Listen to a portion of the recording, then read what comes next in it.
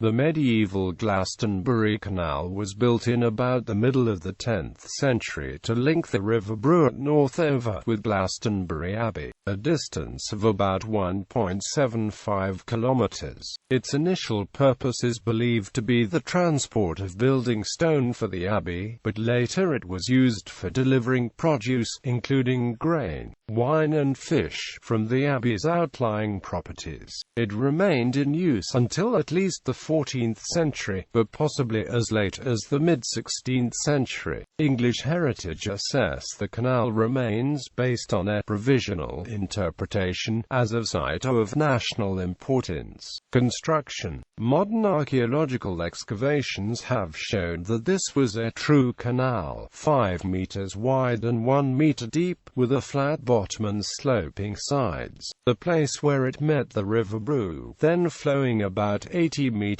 north of its present course, was already significant. It had been an important crossing point, with a timber causeway of the river and the associated marshy floodplain, since at least the 8th century. For most of the canal's length it was dug through firm clay, following a level course along the 10-meter contour on the northwest side of Weary-Al Hill, but at its endpoint, close to the Saxon-era marketplace, it encountered less stable soil. Here the banks were revetted with timber and a wharf was possibly constructed. Radiocarbon analysis of this wooden material indicates a 10th century, or possibly slightly earlier, date. It was fed by springs at this northeastern end.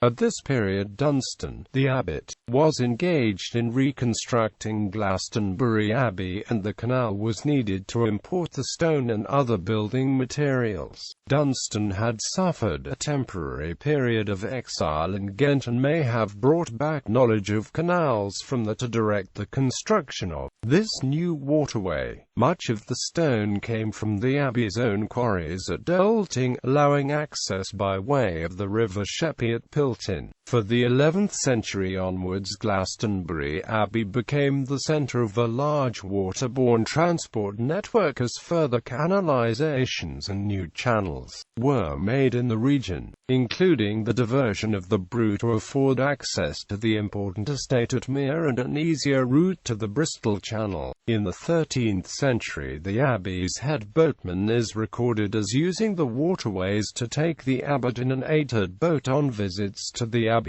manors in the area. Datable pottery sherds in the silt from the floor of the canal show that it was still in operation in the 14th century, but is not clear when it fell out of use, although the northernmost part may have been filled in during the 14th century. For most of its length it may have been maintained until the dissolution of the monasteries in the 16th century. Rediscovery. In 1886, John Moreland, a local archaeologist, questioned the purpose of the old canal, identified by its sunken outline, water filled in winter, along Weary-Al Hill. Aerial photography, followed by rescue archaeology at the site of commercial development, was undertaken in 1986-7, and this uncovered the supposed wharf area. In 1989, during the construction of a roundabout to the southwest of the town, it was confirmed that the 1821 turnpike, now the A39, had made use of the upraised canal bank in its construction.